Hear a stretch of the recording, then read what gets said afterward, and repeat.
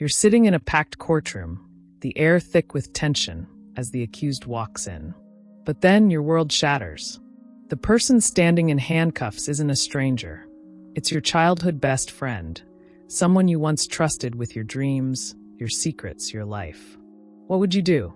Could you remain impartial, or would the flood of memories change everything? The courtroom buzzed with the usual anticipation. Lawyers whispered hurriedly to their clients, spectators shifted in their seats, and the distant echo of a gavel punctuated the silence from another chamber.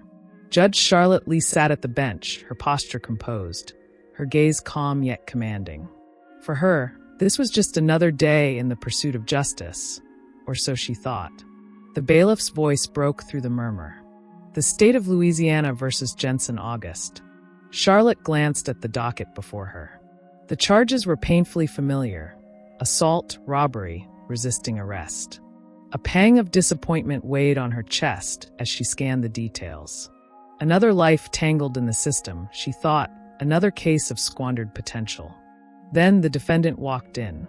Shackled at the wrists and ankles, he carried himself with a mix of defiance and resignation. Charlotte's breath caught.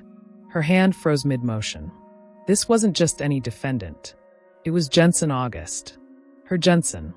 Memories surged forward like an unstoppable tide. Sun-soaked afternoons of racing bicycles on dusty streets. Whispered secrets under the magnolia tree in her backyard. They were children then, naive and inseparable, bound by a promise to always be there for one another. But the man standing before her now was a stranger cloaked in the remnants of the boy she once knew. His face was lined with years of hardship. His eyes, those deep, soulful eyes, still held a flicker of the fire she remembered, yet they were clouded with pain. The courtroom seemed to shrink around her.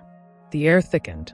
Charlotte fought to steady her breathing, forcing herself to maintain her judicial composure. "Mr. Anderson," she began, her voice faltering slightly, "you stand accused of assault and robbery. How do you plead?" "Not guilty, Your Honor," he replied, his voice rough and unfamiliar. Charlotte tightened her grip on the gavel, her heart pounding in her chest. She wanted to ask him 1,000 questions. What happened to you? How did we get here? But she couldn't. Not now. Not here. As the prosecutor began the opening arguments, Charlotte found herself lost in a swirl of memories. Their friendship had been a miracle, a rare connection in the segregated town of Hammond, Louisiana. She had lived in a modest home with a white picket fence, Jensen on the other side of town, in a weathered house surrounded by open fields. Their worlds were divided by more than just distance. She remembered the first time they met by the creek, an accidental encounter that sparked years of secret adventures. They had talked about dreams, escape, and a world beyond the boundaries of Hammond. But reality had been unkind. Her father's disapproval and Jensen's family's sudden move tore them apart. Now, decades later, their paths had crossed again in a way neither could have anticipated. As Charlotte sat at the bench, trying to focus on the proceedings, she felt the weight of their shared past pressing down on her. Could she remain impartial? Could she separate the boy she once loved from the man on trial? The prosecutor's words pulled her back into the present. The evidence against Jensen was damning.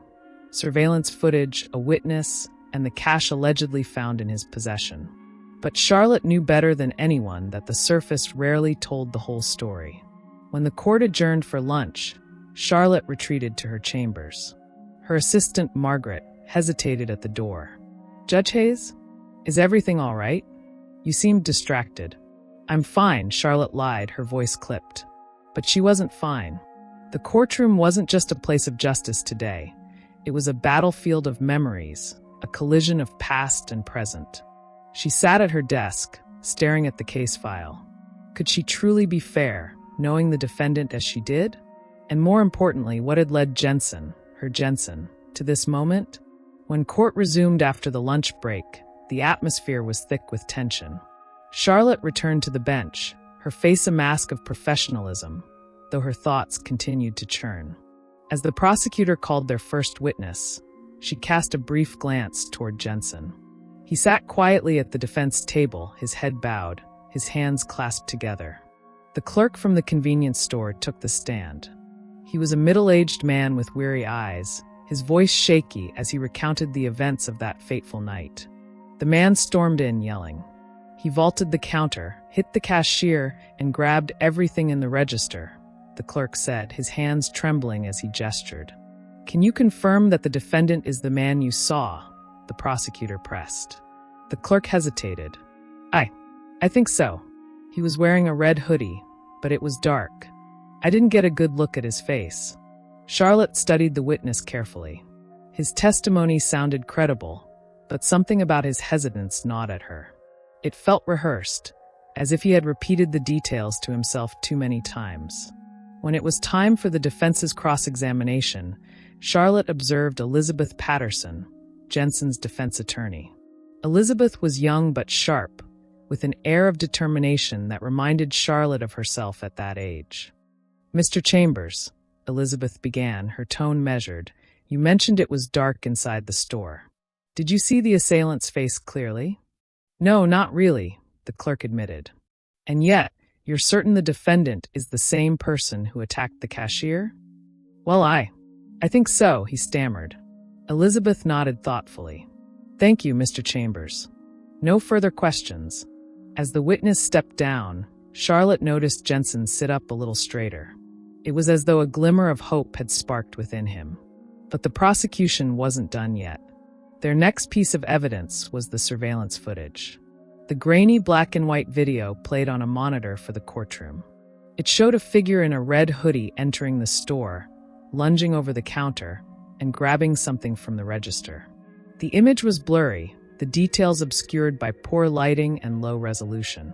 This is the defendant, the prosecutor declared, pointing at the screen. You can see his build, his movements. It's him. Charlotte leaned forward, scrutinizing the footage. The figure's face was indistinct, the hoodie obscuring any defining features. Could this really be Jensen? The question echoed in her mind. She couldn't deny the similarities, but the uncertainty was palpable. When Elizabeth had her turn, she dismantled the prosecution's certainty piece by piece. Ladies and gentlemen of the jury, she began, this footage does not prove guilt beyond a reasonable doubt. The individual's face is not visible. The figure could be anyone wearing a red hoodie. She called a forensic analyst to the stand, who confirmed that the video quality made it impossible to definitively identify the suspect. The analyst also pointed out discrepancies in the timestamp, suggesting the footage might not align with the timeline of the alleged crime. By the end of the day, the case felt less clear-cut than it had in the morning. As the courtroom emptied, Charlotte remained at the bench, her fingers tracing the smooth edge of her gavel. Jensen had barely looked at her throughout the day, but she felt his presence like a heavy weight on her shoulders. That night, Charlotte found herself sitting alone in her chambers long after everyone else had left. She stared at Jensen's case file, the words blurring as her thoughts drifted. Memories of their childhood played like an old film reel in her mind. Lazy summer afternoons by the creek, his laughter echoing under the canopy of trees, the way he'd always protected her from the world's harsh realities. Where had things gone wrong for him? She traced his rap sheet with her eyes. Petty theft, loitering, minor infractions that hinted at a life of struggle. But this charge, assault and robbery, felt different. It didn't align with the Jensen she remembered, the boy with dreams of leaving their small town for something better.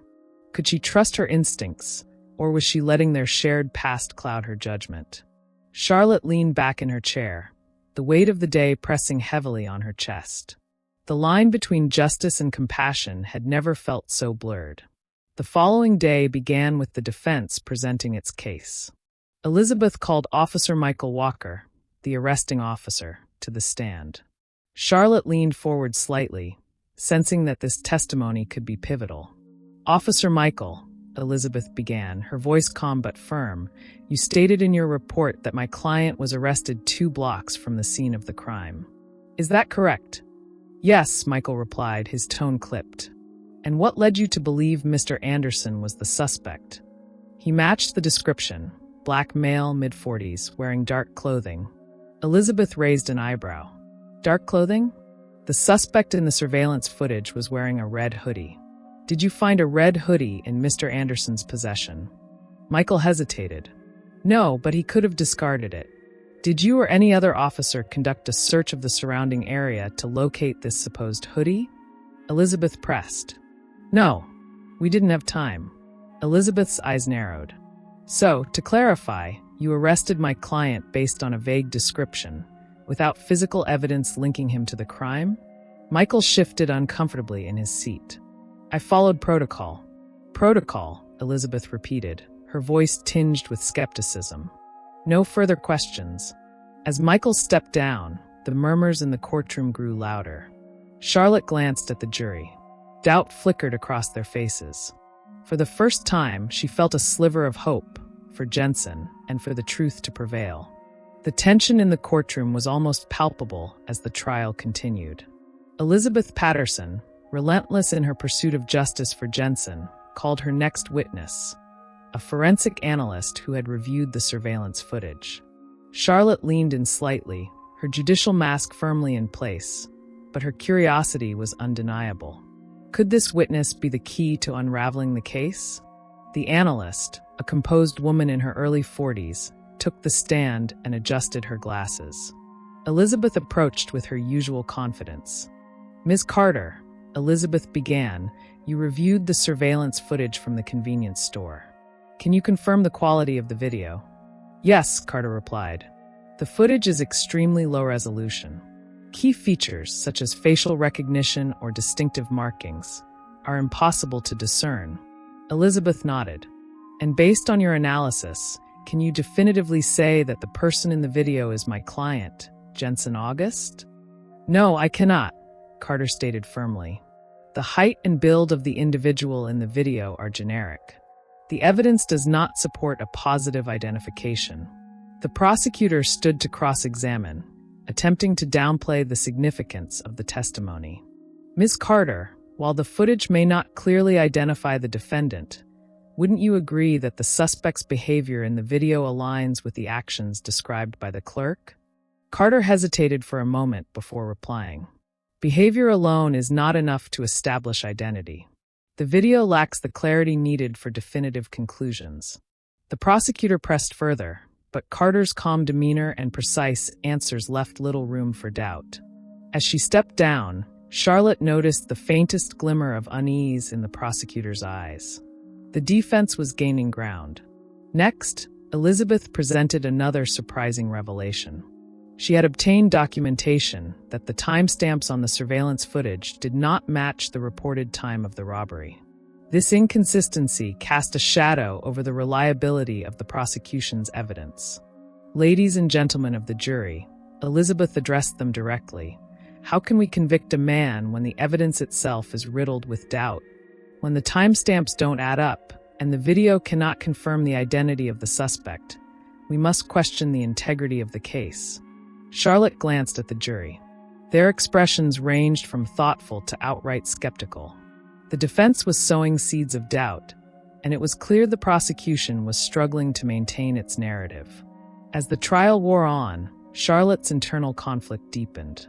She had always prided herself on her ability to remain impartial, to uphold justice without letting personal feelings interfere. But how could she separate herself from the boy she had once known so intimately? Jensen was called to testify next. It was a bold move. Defendants rarely took the stand in criminal trials, but Elizabeth had discussed the risks with him, and he had insisted. Jensen stood, the chains around his wrists clinking softly as he approached the stand. His posture was straight, his expression a mix of determination and vulnerability. He took the oath, his voice steady, though his eyes betrayed the weight he carried. Elizabeth began gently. Mr. Anderson, can you tell the court where you were on the night of the alleged robbery? I was walking home from a friend's house, Jensen replied, his voice low but clear. I had no idea what had happened until the police stopped me. And when they stopped you, did they explain why they were arresting you? Jensen shook his head. No, they just said I matched the description. I tried to tell them I was innocent, but they didn't want to hear it. Did you resist arrest, as the charges claim? No, Jensen said firmly. I didn't resist. I asked them to listen to me, to let me explain, but they wouldn't. Elizabeth nodded. Thank you, Mr. Anderson. No further questions. The prosecutor rose, ready to challenge Jensen's testimony. Mr. Anderson, he began, you have a criminal record, do you not? Petty theft, loitering. Would you say you've had issues with the law in the past? Jensen met the prosecutor's gaze without flinching. I've made mistakes, he admitted. But none of them make me guilty of this crime. And yet, you expect the jury to believe that you were in the wrong place at the wrong time? Yes, Jensen replied, his voice steady. Because it's the truth. The prosecutor attempted to poke holes in Jensen's story, but his sincerity was unshakable. By the time Jensen returned to his seat, the courtroom was silent, the jury visibly moved by his words. As the defense rested its case, Charlotte felt the weight of her role pressing down on her more heavily than ever. She was not just presiding over a trial, she was witnessing a reckoning, a battle between truth and assumption, between justice and prejudice. The closing arguments were delivered with equal fervor. The prosecutor clung to the circumstantial evidence, urging the jury to trust the system and the witness accounts. Elizabeth, however, appealed to their humanity. This case is not about technicalities, she said. It's about a man's life, a man who has maintained his innocence from the start. The evidence does not prove guilt beyond a reasonable doubt. And that doubt is enough. Enough to save an innocent man from being punished for a crime he did not commit. Charlotte watched the jury as they listened, their faces a tapestry of emotions. They were grappling with the same question that had haunted her throughout the trial. What was the truth? When the jury was dismissed to deliberate, Charlotte felt an overwhelming sense of unease. Hours passed as the courtroom emptied and refilled, the air thick with anticipation. Jensen sat quietly, his hands clasped tightly, his eyes fixed on the floor. Finally, the bailiff announced that the jury had reached a verdict. The courtroom fell silent as the foreperson stood, a piece of paper trembling in her hands. Charlotte steadied herself, her heart pounding in her chest. Whatever came next, she knew, would change everything. The foreperson's voice was steady, yet the weight of the moment made every word feel drawn out. In the case of the state of Louisiana versus Jensen August, we, the jury, find the defendant. A pause hung in the air, so long it seemed to stretch time itself. Charlotte's grip on the gavel tightened as her heart raced. Not guilty. A wave of murmurs swept through the courtroom. Some gasped, others exchanged stunned glances, and a few broke into soft applause. Charlotte tapped her gavel sharply. Order in the court, she called, her voice cutting through the noise. As the room quieted, she turned to Jensen. Mr. Anderson, she began, her tone measured. The jury has spoken. You are free to go. Court is adjourned. The words left her lips with a sense of finality, yet they felt surreal. She watched as Jensen sat motionless for a moment, the realization sinking in. Then, his shoulders sagged as if a colossal weight had been lifted. He didn't smile or cheer. Instead, his expression was one of quiet relief, tinged with exhaustion. As the courtroom emptied, Charlotte remained seated at the bench, her gaze fixed on Jensen. He signed his release paperwork, his movements deliberate and subdued. For a moment, she thought he might walk out without a word, disappearing from her life once more. But then he turned and approached her. The room was nearly empty now, save for a few clerks gathering their things. Jensen stopped a few feet from the bench, his expression guarded but vulnerable. You don't owe me anything, he said quietly, his voice low enough that only she could hear. But I'd like to know. Why didn't you say anything? You knew me. Charlotte felt her throat tighten, the words catching. She took a deep breath, choosing her response carefully. Because I couldn't, she admitted, her voice heavy with emotion. I had to be fair. If I'd said anything, it might have jeopardized the case, jeopardized your chance at justice. Jensen studied her for a long moment, his eyes searching hers. Hurt flickered across his face, but so did understanding. He nodded slowly, the tension in his posture easing just slightly. Fair, he repeated, the word carrying a bitter edge. That's the thing, Charlotte. The world's never been fair. Not for people like me. She lowered her gaze, the truth of his words cutting deep. "You're right," she said softly. "And I'm sorry. I wish I'd done more back then. I wish I could have done more now." Jensen sighed, a quiet sound that seemed to hold years of unspoken pain. "We were kids," he said. "We didn't know any better. But you know now, don't you?" "I do," Charlotte replied, her voice firm. He nodded again, a faint glimmer of something, acceptance perhaps, crossing his face. "Take care, Charlotte." With that, he turned and walked away, his back straight as he disappeared through the courthouse doors. Charlotte watched him go, her heart heavy yet resolute. That evening, the courthouse steps were bathed in the soft glow of the setting sun. Charlotte stood there alone, the day's events replaying in her mind. She had upheld the law, done her duty as a judge, yet the experience had left her profoundly changed. Jensen's words echoed in her thoughts. The world's never been fair. He was right. The justice system was flawed, shaped by biases and inequalities that often punish the vulnerable while shielding the powerful. Charlotte had always believed in the law's ability to bring fairness, but this trial had revealed its limitations. She made a silent vow as she stood there, the fading sunlight casting long shadows. She couldn't change the past, but she could use her position to fight for a better future. For Jensen, for others like him, for herself. The trial was over, but for Charlotte Lee, it marked the beginning of a new journey. A commitment to ensure that justice wasn't just a word, but a reality for all. And as she descended the courthouse steps, she carried with her the weight of a promise. To do better, to be better, and to never again let the system silence her voice for change. What would you do if you were the judge in this situation? Would you uphold the law or let emotions shape your decision? Let us know in the comments below.